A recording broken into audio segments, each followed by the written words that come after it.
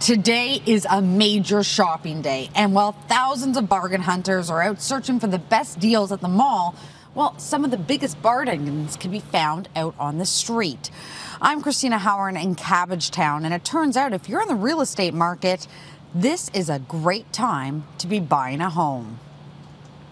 I find that actually buying when other people aren't out there is better. So I often encourage my buyers to be out there in December and January when other people are away on vacation, taking holidays. So I find that's a really good time to be out there. The market has certainly changed over the past 12 months, but year over year, you can see that January and December have the fewest new listings, according to the Toronto Real Estate Board. And sale prices are typically lower than in the spring or summer. When you're buying when there's not as much competition, the demand doesn't force the price up. But there's a downside too. There aren't as many options. If you're trying to find an open house over the next week, the pickings are pretty slim. And overall listings were down in November by over 26% year over year.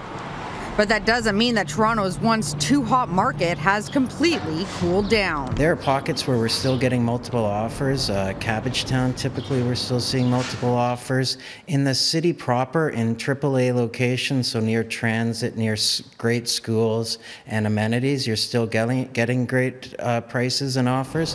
Where it's changing is in the suburbs. The suburbs, there's more listings, and with more listings, more supply, buyers have more choice, and that's forcing the prices down. If you're thinking of selling, according to Burtnick, start getting ready now if you want to get the biggest bang for your bungalow.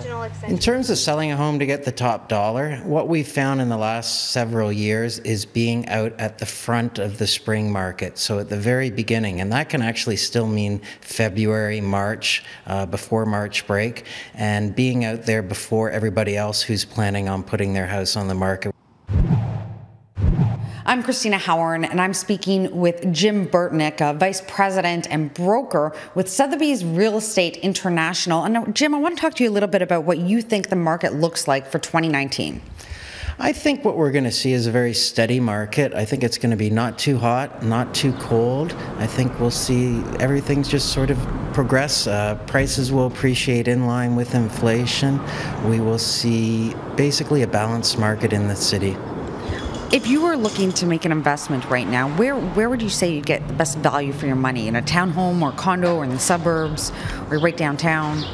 That's an interesting question. I think it depends on really your unique purpose and what you're looking for. Certainly the hot item right now are condominiums in the downtown core. They're appreciating at almost 10% in the last year. I think that'll top out come the new year. And I think really where you're going to see the best value is in Toronto proper, but getting a duplex or a triplex, I think that opens a door for a lot of buyers to subsidize the mortgage they're paying. And the vacancy rate in the city is so minuscule that you'll have no problem renting in a decent location.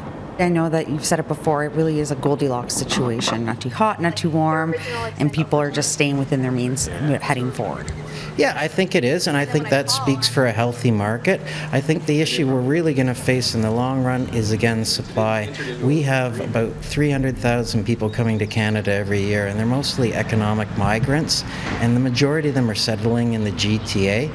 And with that being the case, we just can't keep up with the supply of new housing for them all. So if you think Toronto's expensive now, just wait.